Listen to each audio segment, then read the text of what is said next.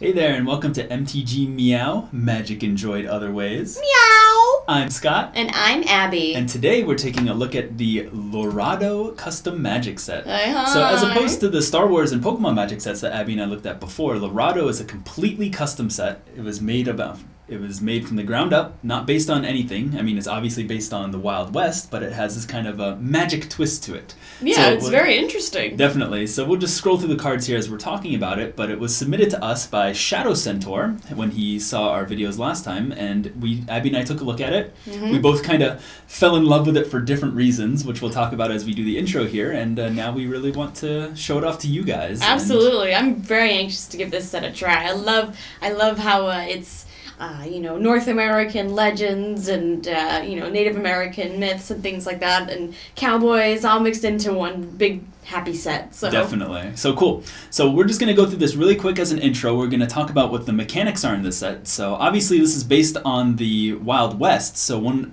of the returning mechanics here is Renown. And Renown works really well. Renown works it's the heroes. So in white, as you can hear on Rally Ridge Lawbringer, it works on heroes, and it's also on outlaws. So infamous heroes and outlaws become renowned. So very cool. Very nice returning mechanic. Another mechanic in the set is Quick Draw. It's called Reflex. And what that says is you can cast the spell anytime you can cast an instant for its reflex cost, which usually costs more than the original as a sorcery. So it's like, you're just walking around with your normal slow sorceries, but then boom, quick draw. Oh, snap! You gotta do something quick as an instant, so very cool right there.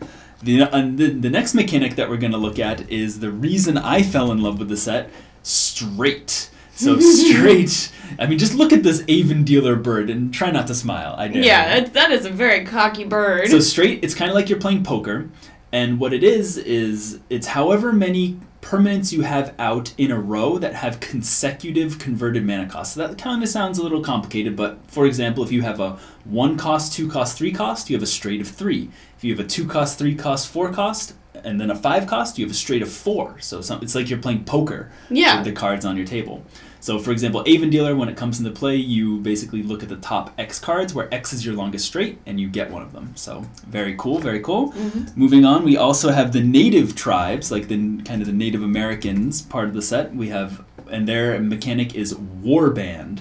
So it's kind of like Soul Bond from Avacyn Restored, but only when attacking. So it's a little less complicated. So you can only pair it when they're attacking, and then they each get a bonus. So it's like they're working together to take down these intruding threats and whatnot. And then kind of the last mechanic in the set, it's not really a mechanic, but it's something very much a part of the set, is the firearms, because obviously it's the Wild West. Yeah, you gotta have a firearm if it's the Wild West, absolutely. And most of the firearms have charge counters, just like ammunition, and you have to remove the charge counters in order to use them, just like the guns. So eventually they'll run out, but there are lots of cool and interesting ways into the set to reload them. So very interesting. And of course, Wizards of the Coast doesn't usually do guns in their own sets, but that's the whole point and beauty of custom Magic sets, is that we get to explore territory that Wizards normally wouldn't. So I'm very excited to see how this works.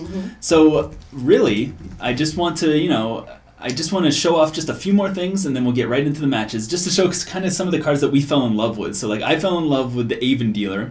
Here's another card that's really cool and flavorful, just Drag Behind. Enchant a creature you control, and then when Drag Behind enters the battlefield, you exile another one of your opponent's creatures until Drag Behind leaves the battlefield. So it's like that creature's dragging him behind. Oh my god. Until he goes away. Very cool. And then here's the reason Abbey fell in love with the set. Oh, yes. We get, where is it? Feather Swine. Oh. So yeah, Feather Swine, it's a boar with wings. How can you not love Feather Swine? It's so beautiful. And so cute and so pink. Right, and then going off on Feather Swine, we have these First Fist Elders, who are some bird shaman natives, very cool looking. Very cool. And then Goat Herders, we have very much livestock is a huge theme in this set. So you have goats, oxes, horses. We got boars. If it's got hooves, it's in this set. Yes, there's lots of cool stuff. So anyway, that's just a taste of the set. If you want to download it yourself, the link is in the description. But for the next things Abbey and I are going to do, we're going to do some exhibition matches, then we're going to do a sealed, then we'll do a draft, and then we'll give our final impressions and review of the set. So let's see what happens. All right. All right, here we are for round 1 of the Lorado custom Magic set. Oh, yeah, We're yeah. doing the exhibition matches now, so Abby and I have made these decks in advance. They have 1 or 2 rares, a couple uncommons, and the rest are commons. It's just to explore really what the set is all about before we get into the more sealed and drafting. So I went with a blue-black poker deck based on the straight mechanic, as you can see here. Poker face, poker face. Yep, and Abby went with white-green livestock tribal, so we'll be seeing a lot of cows from her. So I kept this opening hand. We don't have black for this, but it costs 6, so I'm feeling good. See what happens. You kept keeping your 7 there, Abby? Oh, yes. All right, cool. So I'm going to go ahead and play Island and pass turn. So, I mean, again, we need some more stuff to do, but this guy, when he comes into play, he's Dowsing Prospector. He scries 1, so I'm feeling pretty good about that. You all set, Abby? I'm all set. All right, so we'll untap, draw. So we get Penetrating Round. Target creature gets -3/-3. Okay, cool. Decent removal spell. Still need that black, though, but hopefully we'll be able to find it with our Dowsing Prospector. So Hey. go ahead and view the top card. It's a Triggerbane Ward, so it gives a creature -5/-0. Also has Reflex. We can cast it as an instant. I don't think... I mean, that's a fine... It's not even like a fine. It's an okay removal spell, but I just don't think we need that right now. So we'll pass turn to Abby. All right. We're, again, really looking for a swamp so we can start, casting this thing. And again, this thing has Renown and Menace. Seems like a good finisher for our Control-ish deck. And this guy, who's just a, kind of a decent 4/4 dude. He costs X less to cast, so it seems like he's always going to cast that costs at least 1 less to cast, as long as I'm reading straight correctly. So we will untap, draw. Well, I would hope you could read correctly. I read at like a 4th grade level. So, so if I'm reading this correctly, then that means that it says 1 or more non-land permanents you control with consecutive converted mana costs form a straight. So right now we have a straight of 1 because we only have a 2 out. So this guy would cost 5. So I don't think we can cast him. Can't cast anything else. We'll attack with our Dowser. You want to take it? I have to take it. All right, down to 18. Pass turn. Oh my god. We also have this land that adds X mana of any color, where X is your longest straight. Maybe we should have played that. We'll play it next turn if we need to, but then at least it'll give us, a way of adding black. It's not a very good way, but it's a way of adding black. And Abby has Farmyard, which is her rare land, which lets her put a +1/+1 counter on each boar, goat, horse, ox, and sheep that she controls. And now, Paragon Rancher. So when it enters the battlefield, you can search your library for a boar, goat, horse, ox, or sheep, put it in your hand, and then shuffle. So what are you going to search for, Abby? I don't know. Ooh, okay, is this what you're taking? Yep. Cyclone Boar? Yep. 7 mana, 6/6, trample. Whenever it attacks, you deal 2 damage to each creature with flying. Wow. Alright, so let's get that guy in your hand. Yes. Alright, so 7 mana, so she's a little ways from that, but since you got it, I'm assuming you have like lands or ramp or something? I don't know. Oh boy, you could be in trouble here. Alright, we draw an island. If we play the Saloon, then we can tap it and 2 other lands to make a black, so we'd have 1 and a black. That still wouldn't let us do anything though, so I guess we'll just play an island. Can't really attack with our 2/1 into the 1/4. Yep, go ahead and pass the turn. Alright, my turn. So yeah, we need a black next turn would be great. Although pretty much no matter what we draw next turn, I assume we're just gonna play this guy. So not too concerned here. But again, a swamp would be good. Something to do with our 4 or 5 other mana would be great. But here comes something that costs 4 from Abbey. Mechanical Bull. So, snort! That's a tough one to ride. So 4/3 attacks each turn if able, can give a trample. Seems decent. Yep. All set? And now I'm gonna come in for the beat. Oh, you're coming in with the 1/4? Yeah, that makes why sense, not? Actually. All right, I'll take 1. Alright. And your turn. Let's draw. There's that swamp. Very nice. Okay, cool. So we have 1, 2, 3, 4, 5. I guess we'll just go ahead. Again, assuming I'm reading this correctly, we currently have a straight of 1. So this costs 1 less to cast. I'm pretty sure that's correct. If it's wrong, please let me know. But we will cast our 5 mana 4/4 and pass the turn. What? 5 mana 4/4. So this Mechanical Bull has to attack. So that means we'll probably just be trading off our Tin Man. I mean, I'm kind of sad about that, but again, we just kind of need to stay alive. Although staying alive does also mean that Cyclone Boar is getting closer and closer to coming down. Abby has 5 mana. What's Cyclone Boar? I don't know. Don't you play stupid with me. I saw you search that thing up. Alright, so what do you got? Alright, let's see here. So I'm going to go to my attack phase here. Alright, sounds good. Ooh, Farmyard, that's right. So 3 on each. This thing is an ox. Okay, but even if Abby puts a +1/+1 counter on it, I'll still be able to trade. Okay, cool. So Let's trade. So you're attacking. Yep. I will obviously block. I will blink. So they trade? Yeah, they trade. Okay, cool. Alright.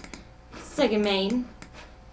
You got something? Oh my god, you're just using all your mana every turn. Iron Hoof What's Ox wrong with that? can't be blocked by more than one creature. Oh no, my big creature, you already killed it. It's an Iron Hoof Ox, baby. That it is. It's like steel toe boots, but it's an ox. I love this is another great flavorful card. Gone Fishing. Enchanted creature doesn't untap during its controller's untap step unless that player controls a fish. Because then they're done fishing, you know? Great, so you're going to make my ox go fishing? Is that he's not tapped yet, so. Oh.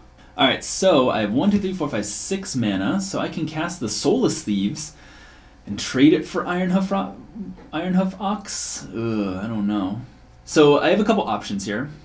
I think I'm just going to go ahead and play... Because Penetrating Round doesn't kill Iron Hoof. Is it an instant? It is an instant. Alright, I'm going to play the Soulless Thieves and pass turn to Abbey. And as she takes her turn, I'll talk about why. So she can attack with this next turn, and we could Gone Fishing it, but I really don't know how we're going to beat the Cyclone Boar, because it's a 6/6. Maybe we'll have to just take the 4 from this for a while, because this can't be blocked by more than one creature, and then we'll do Penetrating Round on something as an instant. We'll see what happens. Alright, oh my god, Abby's using all her mana again. Oh, for a rare in her deck. So again, we built her deck having like 2 or 3 rares that really work around the livestock things, and this one is Progress. So when it comes in play, she searches her deck for planes, puts it on the battlefield, bum bum bum, and then creates a 0/1 goat creature token for each plane. So she has 1, 2, 3 planes, so it'll be 3 0/1 goats. Oh boy. And it's a 5/7 by itself as well, so that thing just kind of stops our dude here, because Abby could just block with the 5/7 and a goat, and we trade our Soulless Thieves for a goat. Ugh, not great. Not looking good for the poker team, but we'll see what happens. No worries, no worries. Alright, let's see here. What do I want to do? I don't think I'm going to come in for the attack this turn. Oh, okay, sounds good. I'm happy to hear that, I guess. I guess. I'm just going to go ahead and say go, pass turn. Alright, sounds good. So we'll untap, draw, hope for a miracle, and we get Riverboat Gambler. So when Riverboat Gambler enters the battlefield, each opponent loses X life and you gain X life, where X is your longest straight. So we play him, and we'd have a straight of 2, because he would be a 5 and we have a 6. So that's kind of cool. Geez, I just don't know how we're going to deal with all of these threats, though. Let's see here, we can play a land. Gone Fishing doesn't really help right now. Penetrating Round, again, we just kind of have to use that in combat and hope for the best. Yikes. Well, if we play this, we'll have to tap 1, 2, 3, black, black, and then we'll have nothing left over. We can't use Penetrating Round. Yeah, I guess we'll go ahead and we'll play the Riverboat Gambler this turn. So we'll add a black, pay 2 mana, tap this, add another black, because we only have a straight of 1. So that's 2 black, and then 1, 2, 3. We'll play Riverboat Gambler. So it comes into play, and then we have a straight of 2, because we have a 5 and a 6, so Abbey loses 2, down to 16. Okay. And we gain 2, up to 21. And we'll pass the turn to Abbey. And the reason we did that instead of just holding up for Penetrating Round is because Abby's board is insane right now. And we kind of need to just get things on the board. Hopefully we'll be able to survive a hit this turn. I mean, we are at 21. And then next turn we can maybe leave up mana, and if we draw a land, we'll have 1, 2, 3, 4, 5. Then if we draw a land, maybe we'll be able to do both Gone Fishing and Penetrating Round. So we'll see what happens. Alright, so Abbey has something for 4 mana here. It is Cattle Drive. Yeehaw! 1/1 white ox creature tokens. So, oh my god, Abby's going wide here. I'm going real wide. So, I mean, these ox tokens and goat tokens aren't so scary on their own, but when Abbey starts getting some of her synergies with them in the deck, then they might start getting a little out of control. So, and oh, she still has Farmyard open, so you can have 1, 2, 3, and then put a +1/+1 on each goat and ox, including the. Oh my god, we are in trouble. I got a big farm over here. Oh, we got Snake Oil Salesman though. This is one of the other cards that when I first looked at this set I really liked. So you tap them to create a colorless artifact named Snake Oil. Completely useless, doesn't do anything. And then you can pay 5 and tap him to exchange control of 2 target non-land permanents for as long as you control this guy. So you just exchange Snake Oil for whatever you want from your opponent. So, pretty cool.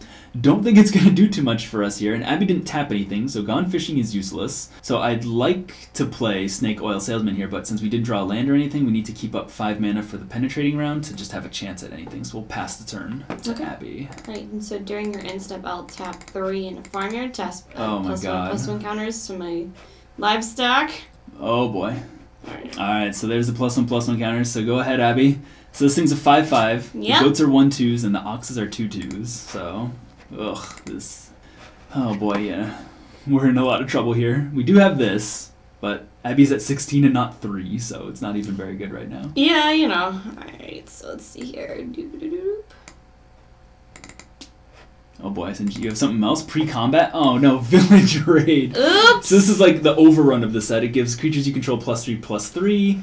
And then whenever they deal damage, they draw a card. I don't even think that's relevant here because Abbey, I assume you're just going to attack with everything. Oh, yeah. And yeah, we will take approximately 1,000,000. So they don't have trample, but even if we block the 3 like big ones here, we still take 1, 2, 3, 4, 5, 5, 10, 15. Yeah, we are dead. We are so dead. Oops. Okay, cool. So we kind of got run over as the poker playing deck by the Livestock. I guess that makes sense. So Yeah, you know, the hooves are brutal, man. yeah, we'll see if we can come back in game 2 though.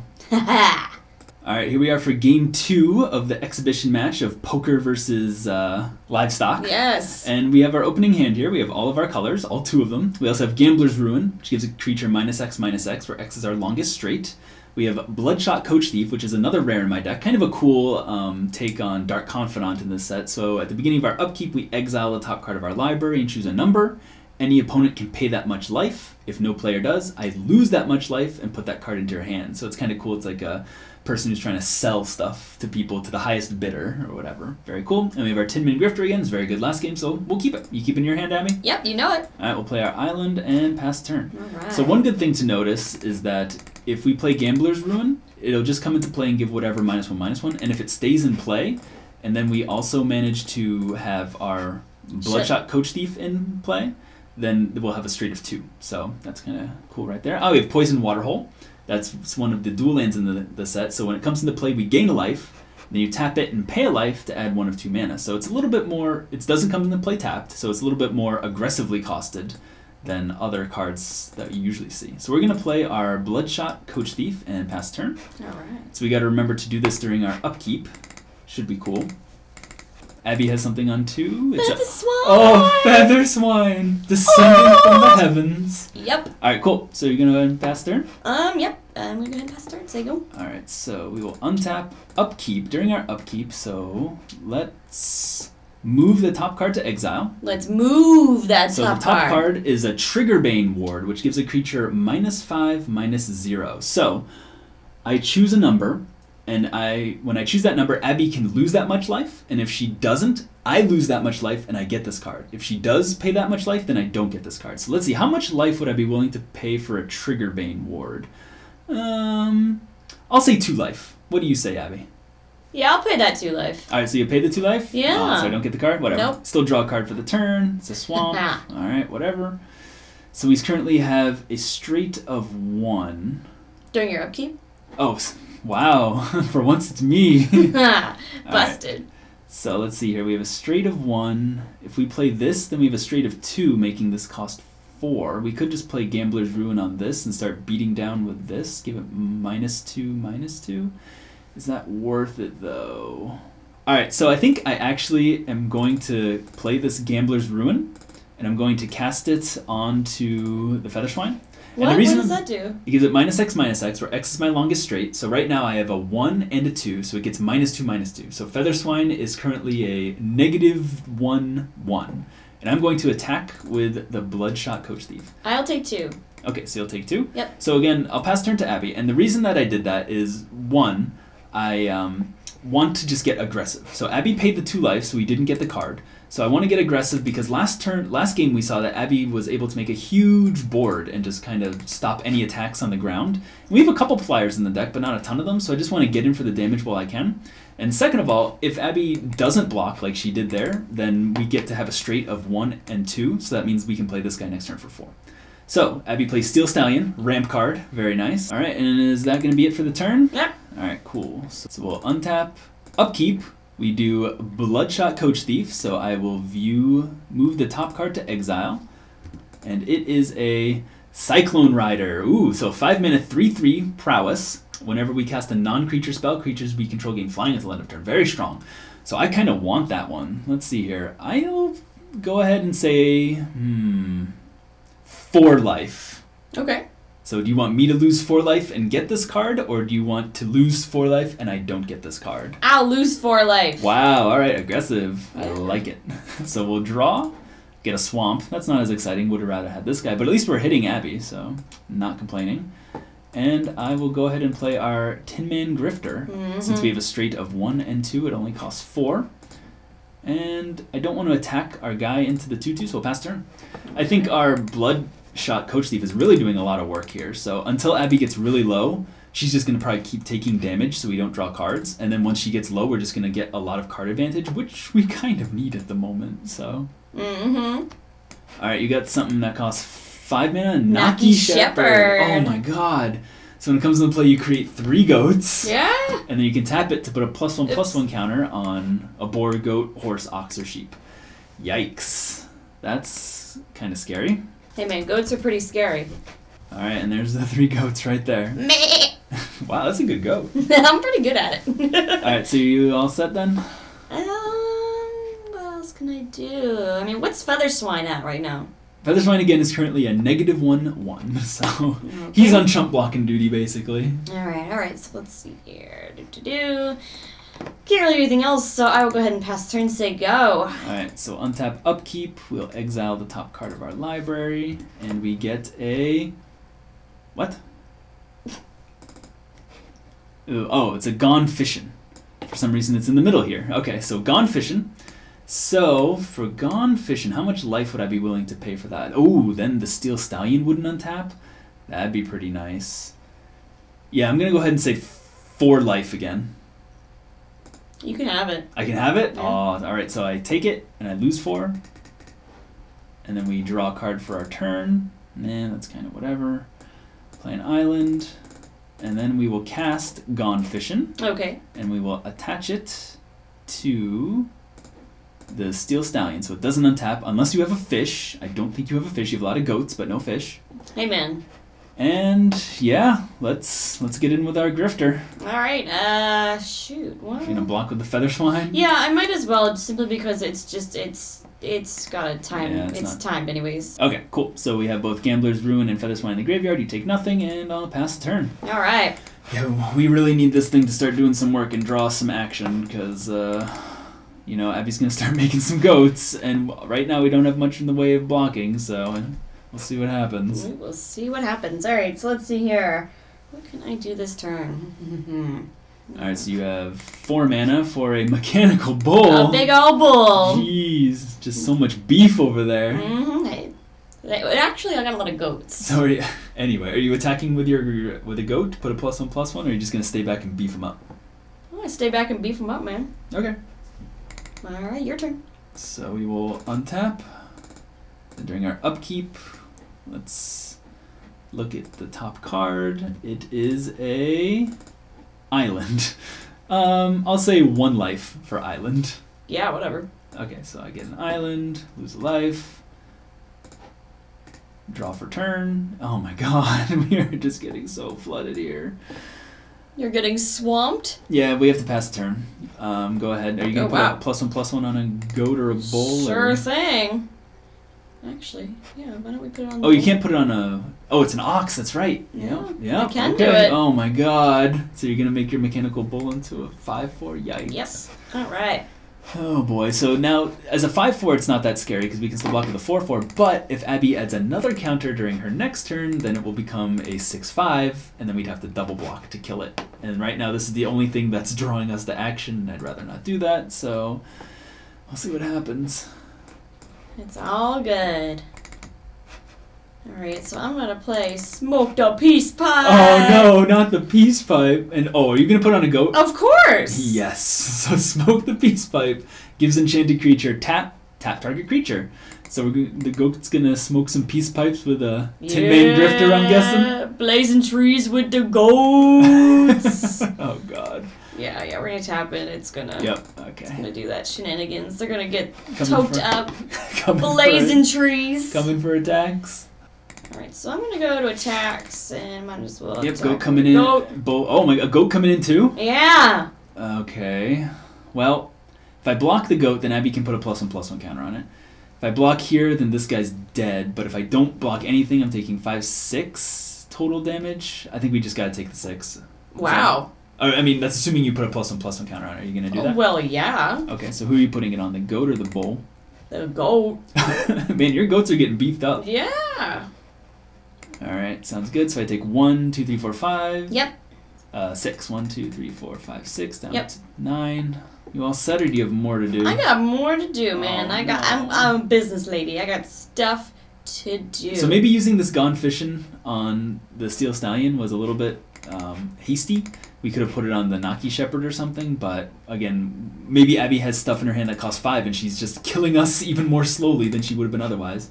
So now you have a Silkstrand Wild Shaper. So it can become a 2/4 with a reach. Oh boy. So untap, upkeep, let's exile the top card. It is a swamp. Alright, a swamp. I'll say 0 life. I'll take 0 so you don't get it. Yeah, that makes sense. Good. Sure. Because we just can't afford to pay life and we don't need land. Stop it, land. Haha! Take all the land. Yep. I mean, we gotta pass the turn, so go ahead. Abbey's probably just gonna smoke the peace pipe, have her goat smoke the peace pipe with our grifter again. Hey, yeah, that's what we do, man. Attack for damage. We might have to block with this Coach Thief finally. Ugh. Tap it down, baby. Yep, tap down. Alright, let's see what else we're gonna do here.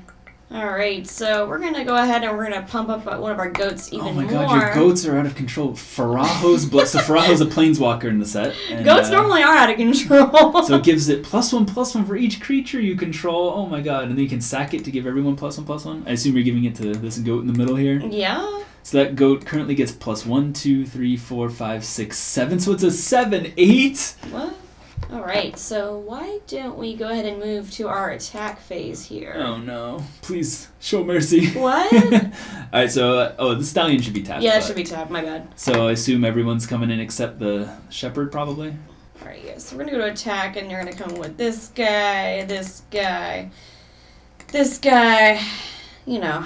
And Shapeshaper? Might as well. Yeah, might as well. I mean, it's only one. So if I block the 7/8 goat here, then I still take 1, 2, 3, 4, 5, 6, 7 plus 1 from here, so I take 8. Yep, I gotta do that. So I will block your 7/8 goat. Meh. You gonna put a +1/+1 counter on something? Yeah, I'm gonna put it on this goat here. Which you got 3 goats. This one that I just put Okay, it on. cool. So so these guys kill. They don't kill each other. My bloodshot dies. I take 5, 6, 7, 8 down to 1. Yep. Oh god. I don't think I have a Wrath in my decks, but we'll see what happens. All set? Yep. Alright. And pass turn. Okay, untap, draw, and it's a poisoned water hole. So we're gonna go out. Someone's poisoned the water When it comes to hole. the play, we gain a life.